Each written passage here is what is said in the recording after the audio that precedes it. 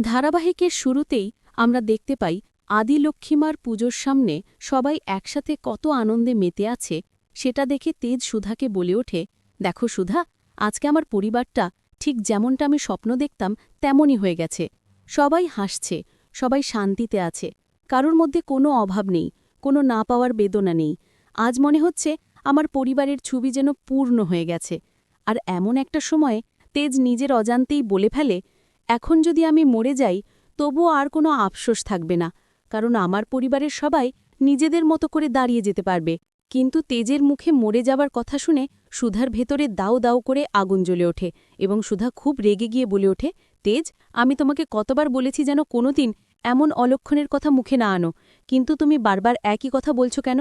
তুমি কি বুঝতে পারছো না তোমার একটা কথায় আমার বুক কেঁপে ওঠে? আমাদের তো এখনো অনেক পথ বাকি আছে।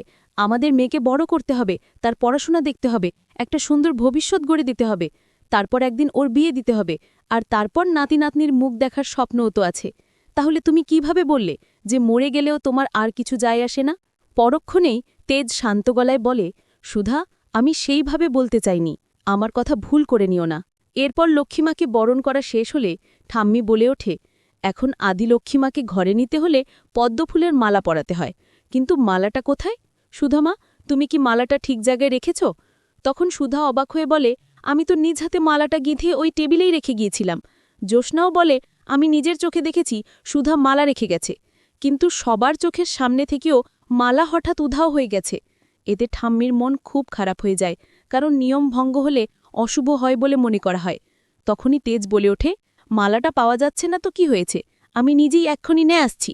নদীর পাড়ে মাঝিরা পদ্মফুল বিক্রি করে, নিশ্চয়ই সেখান থেকে পেয়ে যাব। তোমরা কেউ ভাবনা করো না, আমি এখানেই আছি। তখন সুধা সাথে যাবার কথা বললে ঠাম্মির বাধা দেয় এবং বলে, শুভ দিনে ঘরের বউ ঘর ছাড়ে না, তাই সুধাকে যেতে দেয় না। শেষমেশ তেজ বলে, আমি একাই সামলে নিতে পারব। এরপর তরি বলে, বাবা, আমি তোমার সাথে যাব, এবং তেজ হাসতে হাসতে বলে, এই তো আমার বডিগার্ড, আমি ওকে সাথে নিয়েই এক্ষুনি পদ্মফুল নিয়ে আসছি। তারপর তেজ তরিকে নিয়ে বেরিয়ে পড়ে। সুধা আবার বাইরে এসে ডাকতে ডাকতে বাগানের দিকে যায়, কিন্তু সেখানেই হঠাৎ তার পায়ে বিষ গাছের কাঁটা ফুটে যায়। ব্যথায় সুধা কুঁকড়ে ওঠে এবং মনে মনে ভাবে, কেন তার মনে বারবার অশান্তি হচ্ছে। গজানন যেন তাকে কোনো অদৃষ্টের সংকেত দিচ্ছেন। সে ভাবে, তেজ আর তরির যেন কোনো বিপদ না হয়। অপরদিকে তেজ তরি গ্রামের পথে সাইকেল চালাতে চালাতে যায়। তরি চারপাশের সুন্দর গ্রাম দেখে মুগ্ধ হয়ে যায় এবং বলে, বাবা, মা যদি থাকতো খুব ভালো হতো, সবাই মিলে খুব মজা হতো। তেজ সুধাকে মনে করে কল্পনায় হারিয়ে যায়। তরির ডাকেই সে বাস্তবে ফিরে আসে এবং বলে, আগামী ছুটিতে আমরা প্রত্যেক বছর এখানে আসব। এরপর তরি বেলুন কিনার বায়না ধরে। তেজ বেলুন কিনে দেয়। তরি বেলুন নিয়ে দৌড়াতে দৌড়াতে বলে, তুমি আমাকে ধরতে পারবে না বাবা। অন্যদিকে সুধা ব্যথায় অজ্ঞান হয়ে পড়ে যায়। ঝিনুক তাকে জাগাতে জাগাতে ভয় পেয়ে কাঁদছে। ঠাম্মি ভাবে, একটু আগেও তো সুধার ঠিক ছিল, হঠাৎ এমন কি হলো? গজানন যেন তাকে কোনো অদৃষ্টের সংকেত দিচ্ছেন। সে ভাবে, তেজ আর তরির যেন কোনো বিপদ না হয়। অপরদিকে তেজ তরি গ্রামের আরও ভেতরে চলে গেলে আকাশ থেকে মেঘের গর্জন হয়। এক গ্রামবাসী এসে তেজকে সতর্ক করে বলে, নদীর বাঁধ খুলে দেওয়া হয়েছে, বৃষ্টি নামলে সব জায়গা প্লাবিত হয়ে যাবে, আপনি আর সামনে এগোবেন না। এদিকে তেজ তরিকে খুঁজতে খুঁজতে ডাকছে, তরি কোথায় চলে গেলি? কিন্তু ঠিক তখনই এক ফকির তেজকে বলে, সব ভেসে যাবে, সব শেষ হয়ে যাবে, তুইও শেষ হয়ে যাবি।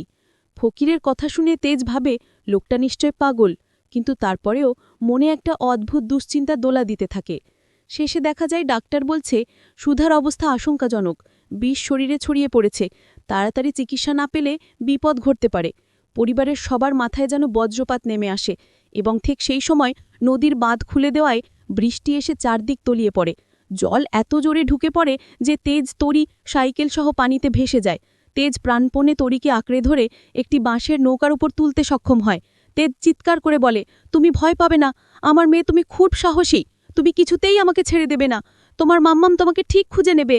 কিন্তু তরি কান্না থামাতে পারে না এবং জোরে জোরে বলে, মাম্মাম, আমরা ভেসে যাচ্ছি, আমাদের বাঁচাও মাম্মাম। আগামী পর্বে দেখা যাবে নদীর তীব্র স্রোতে নৌকোটি আরও দূরে ভেসে চলে যায়। তেজ প্রাণপণে তরিকে ধরে থাকে, কিন্তু চারদিক শুধু জল আর জল। অন্যদিকে হাসপাতালে সুধার অবস্থা আরও খারাপ হতে থাকে আর পরিবার দিশেহারা হয়ে পড়ে।